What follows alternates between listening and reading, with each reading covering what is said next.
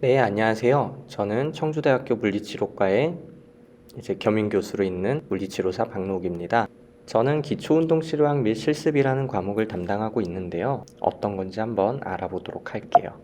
우선 물리치료라고 하는 부분이 어떻게 조금 점차적으로 발전이 됐는지 먼저 말씀을 드리면은 1세대라고 하는 물리치료는 초기에 전쟁 후 부상자들에게 통증을 경감시키기 위한 목적으로 먼저 현대에 이르러서는 먼저 시행이 되어 왔습니다. 그 후에 일반 고객들이 많이 찾아오게 되고 단순 통증 조절 또는 전기치료로만은 해결이 되지 않기에 개별적인 근육에 대한 강화 훈련 또는 신장 훈련을 통해서 근육의 불균형을 조금 다시 균형스럽게 균형 잡을 수 있게 맞춰 놓자라고 하는 부분이 이제 2세대 물리치료라고 할 수가 있겠습니다. 그리고 나서 개별 근육에 대한 것들만 강화를 시키거나 조절을 한다고 해서 해결될 게 아니다 라고 해서 나온 것들이 바로 인간의 움직임 자체를 다루는 무브먼트라고 하는 움직임 컨셉이 이제 나오기 시작합니다. 그러기 위해서 운동을 어떻게 학습시킬 건지에 대한 전략들도 많이 나오게 되고요. 지금은 3세대를 뛰어넘어서 4세대, 5세대로 많이 발전하고 있어요. 하지만 이번 기초운동 치료학에서 배울 내용은 아마도 이 3세대에 대한 내용들과 1, 2세대가 조금 포함된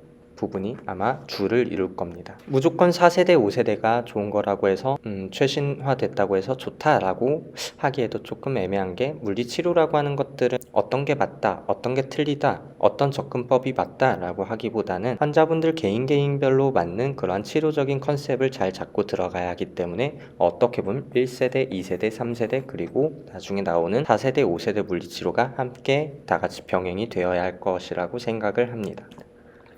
왜냐하면은 인간의 움직임이라고 하는 것들은 사람의 개인의 바이올로지, 생체학적인 부분들이죠. 개인의 건강, 아니면은 약물 효과, 아니면은 또 유전적인 그런 정보들에 따라서 다를 수가 있고요. 또 한 개인의 사회적인 것들, 어떠한 가족들 간의 관계, 또는 사회적인 위치 그런 것들에 따라서 다를 수도 있고요. 사이콜로지컬한 심리학적인 부분에서도 두려움 또는 공포심, 통증에 대한 어떤 회피감 그런 것들에 의해서 인간의 움직임은 달라질 수 있기 때문에 그래서 다 달라질 수 있기 때문에 우리의 인체의 움직임은 단순한 마사지나 전기치료 이런 것들이 아니라 운동 그 자체로 인해서 인간의 건강 또는 기능적인 부분을 관리해야 한다라고 하는 부분을 말씀드립니다. 그래서 기초운동 치료학이라고 하는 것들은 크게 어렵게 생각을 하지 않아도 될 것 같아요. 말 그대로 인간의 움직임을 어떻게 운동을 시켜서 학습을 시킬 것인지에 대한 부분을 우리가 천천히 알아가면 좋을 것 같습니다.